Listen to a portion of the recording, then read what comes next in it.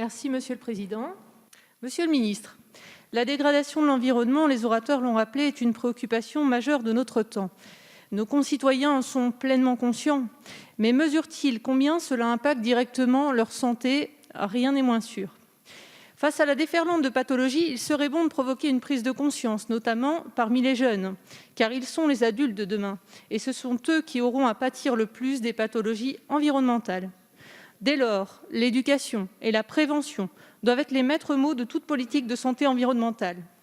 Certes, bon nombre d'initiatives, vous l'avez rappelé, vont dans ce sens. Je pense ici aux plans nationaux santé-environnement, aux groupes santé-environnement, au Nutri-Score, au Toxi-Score proposé par Mesdames Lauriane Rossi et Claire Pitola, au lancement du site institutionnel Agir pour bébés par l'Agence Santé publique France, à Artémis, centre expert référent régional en prévention primaire et reproduction. Mais ces initiatives restent insuffisantes et l'information demeure lacunaire, surtout à l'heure des fausses informations. Certes, les investissements de prévention sont élevés, mais ils s'avèrent plus efficaces et de moindre coût sur le long terme. Comme l'indique Béatrice Buguet, inspectrice générale des affaires sociales, toutes les actions de prévention en santé et de prise en charge du risque sanitaire sont perçues comme des dépenses, alors qu'en réalité, la non-action engendre des coûts colossaux. Il est donc urgent de pallier l'absence d'une vraie politique de sensibilisation à la santé environnementale et de répondre aux besoins d'une information vérifiée destinée à la population et aux élus locaux.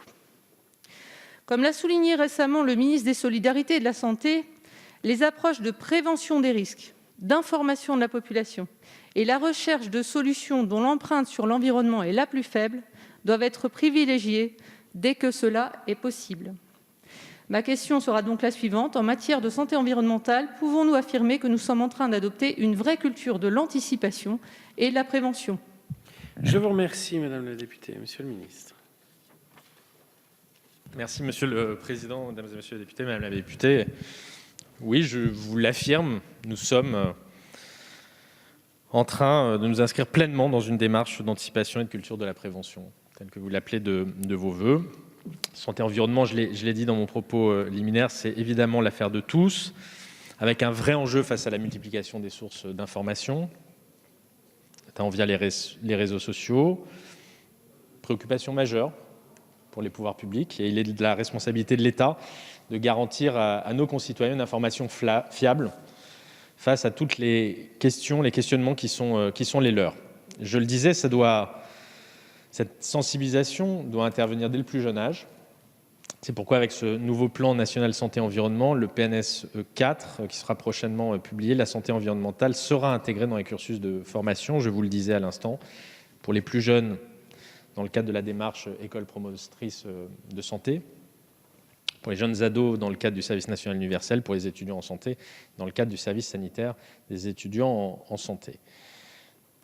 Pour les parents, un peu dans la logique du site que vous connaissez peut-être, Agir pour bébé, qui déjà informe, met en garde sur un certain nombre de perturbateurs endocriniens qui sont dans l'environnement et qui peuvent être toxiques pour nos enfants. Et dans le cadre de la démarche autour des 1000 premiers jours de l'enfant, initiée par le gouvernement, nous allons continuer à diffuser ces messages de prévention à l'attention des parents et au bénéfice des enfants. Ces outils seront au service de tous, à la fois citoyens, mais aussi professionnels, qui sont aussi en demande d'informations fiables, labellisées en quelque sorte par les pouvoirs publics.